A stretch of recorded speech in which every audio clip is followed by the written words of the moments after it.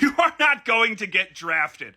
There is not going to be a draft. If somebody has told you that, they are fear-mongering to try to get money off of views. I'm a retired staff sergeant, and I was a medic in the military, and let me tell you, they do not just take anyone with a pulse. Do not take personal offense to this, but there are several standards you need to meet in order to join the U.S. military. Those standards are at the point where their recruitment crisis that they're having right now is largely driven by the fact that people don't qualify. They are turning away people who want to join the military every day right now. So they're not going to force you to do it. Not just the physical standards and the tests you have to take to, gauge how intelligent and educated you are, but things like, do you have visible tattoos?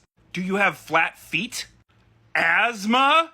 ADHD, autism, have you ever been treated for depression? That bottle of SSRIs that you're on, immediately disqualifying. Have you had a surgery that they don't like? Or maybe another medical problem that the Army's just like, that won't work in combat. Now granted, do these standards drop when there's a boots on the ground war and they need more bodies? Sure. Did I happen to serve with a guy where one of his eyes did not work because when he was at MEPS, Military Entrance Processing Station, he watched the guy do the eye exam in front of him and then just copied it like we're in a Pearl Harbor movie? Did I happen to have autism and not know about it? Although I do suspect that the military knew about it because they just fucking love a guy who wants to wear the same thing and eat the same thing every day, really takes to being told explicitly what to do in what order, and when given a very special task, obsesses about that task, mine being combat medicine. And combat medicine is just a puzzle that happens to be screaming.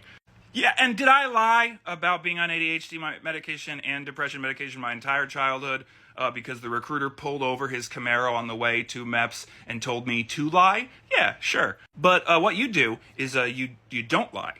You just tell them your disqualifying thing in this draft that isn't happening. Because we haven't had a draft since the 1970s when the U.S. military figured out it's just cheaper to make the movie Top Gun, the Transformers series, and sell 500 million copies of Call of Duty. And then you offer the young hopefuls $40,000 to $80,000 to join. Oh, but Pat, what about this medical draft? They're going to take all the nurses and the doctors and they're going to force them to the front lines. Yeah, I saw the document. I also signed up for the selective service because I have, a male body. That doesn't mean they're going to do it.